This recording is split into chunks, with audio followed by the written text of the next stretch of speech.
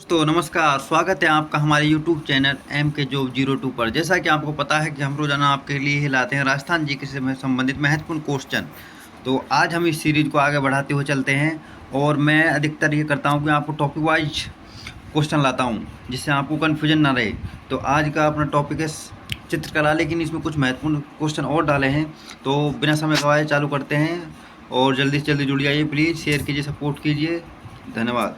तो आज का पहला क्वेश्चन है कि राजस्थान चित्रकला मुख्य रूप से कितने स्कूलों में बटी है, अर्थात राजस्थान चित्रकला मुख्य रूप से कितने भागों में विभाजित है। ये स्कूलों की जगह भाग भी आ सकता है। तो यह है कितने, 4।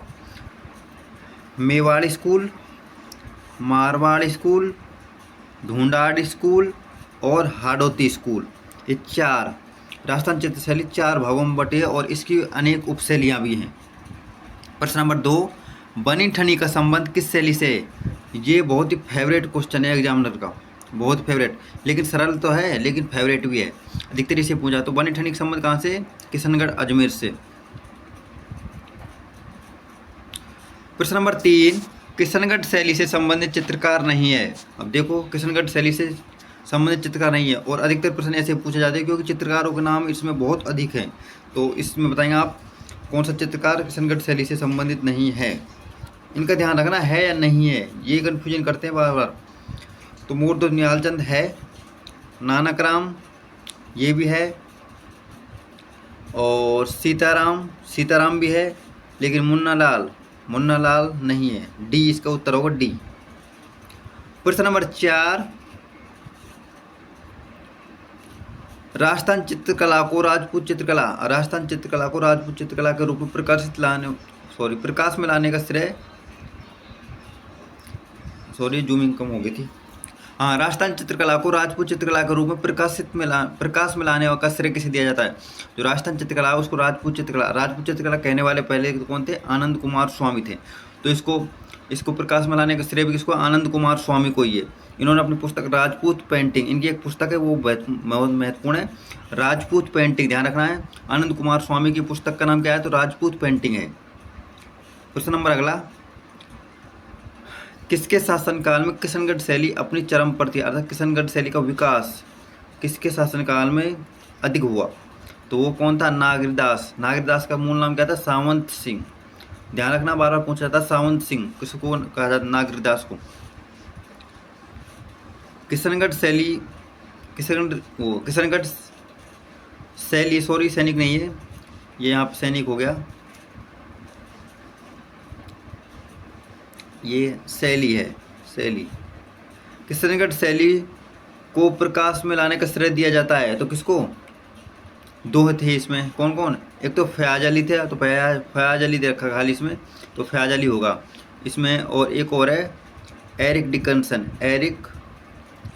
डिकेंसन, लेकिन वो उसमें है नहीं, तो फयाज अली मानेंगे हम यहाँ पे। प्रश्न नंबर 7, मेवाड़ स्कूल की उपशैलियों में सम्मिलित नहीं है। मेवाड़ शैली है, मेवाड़ स्कूल है, तो इसकी उपशैलियों में सम्मिलित कौन सी नहीं है। तो बताएंगे आप मेवाड़ में, देखो मेवाड़ शैली में उदयपुर सम्मिलित है, मेवाड़ शैली में शाहपुरा सम्मिलित है, मेवाड़ शैली में देवगढ़ भी सम्मिलित है, लेकिन किशनगढ़ नहीं है। किशनगढ़ किससे संबंधित है, मारवाड़ शैली से संबंधित किशनगढ़। प्रश्न नंबर अगला, नेक्स्ट क्वेश्चन, नागरीदास के नाम से किसे जाना जाता है। अभी बताया मैंने ऊपर वाले क्वेश्चनों में, तो आप बताएंगे नागरीदास के नाम से सावंत सिंह को, किसको, सावंत सिंह। प्रश्न नंबर 9, एरिक डिकिंसन व फयाज अली का संबंध किस शैली से है। एरिक डिकिंसन व फयाज अली का संबंध तो किससे है, हाँ बताएंगे, एरिक डिकिंसन व फयाज अली का संबंध किस शैली से है, फटाफट बताएंगे किस शैली से है, किशनगढ़ शैली। और इसमें किशनगढ़ नहीं, लेकिन किशनगढ़ शैली किस शैली की उपशैली है, मारवाड़।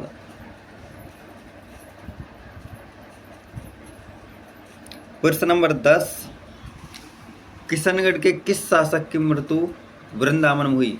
बहुत महत्वपूर्ण क्वेश्चन है कि किस शासक की मृत्यु वृंदावन में हुई, तो कौन सा इनमें से, सावंत सिंह, जिसको नागरीदास भी कहा जाता है। यह अपनी पत्नी अपनी मतलब प्रेमिका रसिक प्रिया यानी कि बनी ठनी रसिक प्रिया। अब एक ध्यान रखना, एक क्वेश्चन और ध्यान आ गया मेरे कि बनी ठनी का अन्य नाम क्या? रसिक प्रिया। रसिक प्रिया था क्या? रसिक प्रिया है। प्रश्न नंबर 11, लंबा चेहरा, नुकीली नाक, पतली कमर किस शैली की विशेषताएं? ये आपको विशेषता पूछ लेता बार बार। जैसे लंबा चेहरा है, नुकीली नाक और पतली कमर किस शैली की विशेषता है? तो किशनगढ़ शैली की। बस B, option number B. Next question 12, Moomal किससे संबंधित है? अर्थात मूमल किस शैली से संबंधित है? तो आप बताएंगे मूमल। तो मूमल कहाँ से है? जैसलमेर से। लोद्रेवा जैसलमेर।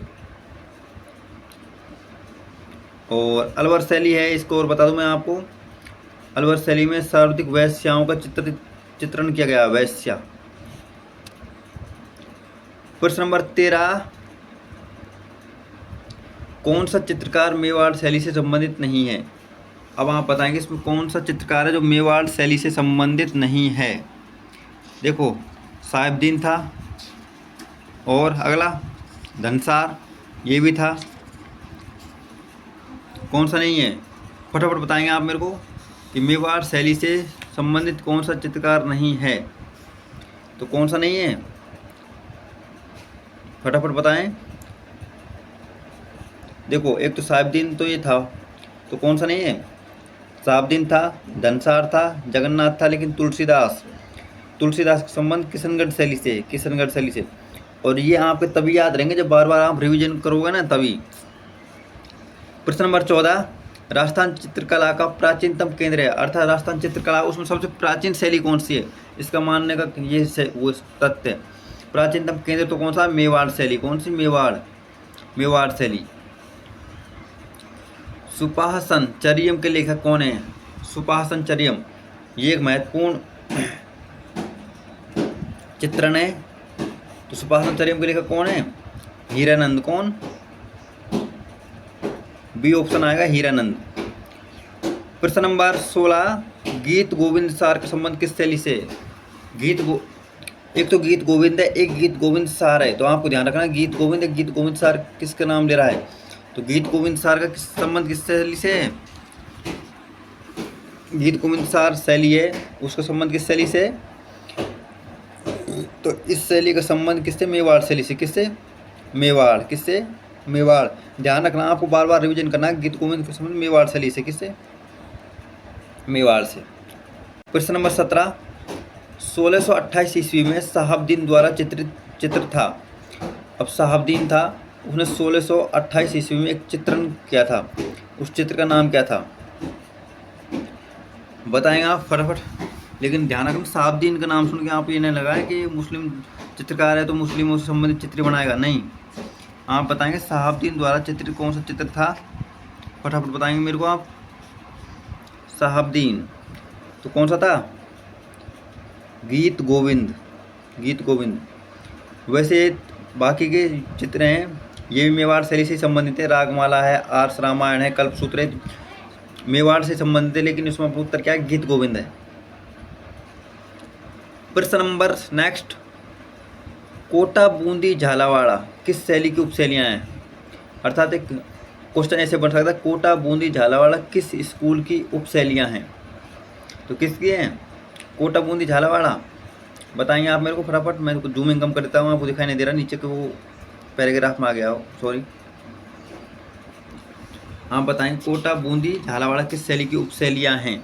तो ये कौन सी है? Hadoti. D, Hadoti. Next question, सरकार ने बनी ठनी पर कब डाक टिकट जारी किया? आ जाता है कि वो बनी ठनी किशनगढ़ की शैली पर डाक टिकट कब जारी हुआ? तो कब जारी हुआ? 5 मई 1973। 5 मई 1973। और किशनगढ़ शैली प्रकाश में कब आई? प्रकाश में आई ये 1778 ईस्वी में, डॉक्टर एरिक डिकन्सन व फयाज अली के नेतृत्व में। प्रश्न नंबर आज का लास्ट प्रश्न नहीं, सॉरी, प्रश्न नंबर 20, राजस्थान में आधुनिक चित्रकला का जनक किसे कहा जाता है? राजस्थान में आधुनिक चित्रकला का जनक तो कौन है? कुंदनलाल मिस्त्री। कुंदनलाल मिस्त्री। और नागरदास का आपको पता ही है कि नागरदास सामंत सिंह को कहा जाता है किशनगढ़ के शासक को। तुलसीदास ये कहाँ से संबंधित है? तुलसीदास किशनगढ़ शैली से संबंधित है। प्रश्न नंबर 21, कलीला व दमना का संबंध किस शैली से है? बहुत ही महत्वपूर्ण क्वेश्चन है। कलीला व दमना का संबंध किस शैली से है? आप बताएंगे मेरे को, कलीला व दमना का संबंध किस शैली से है? फटाफट बताएंगे आप मेरे को। कलीला व दमना तो किस शैली से है? मेवाड़ शैली से। किससे? मेवाड़ शैली से।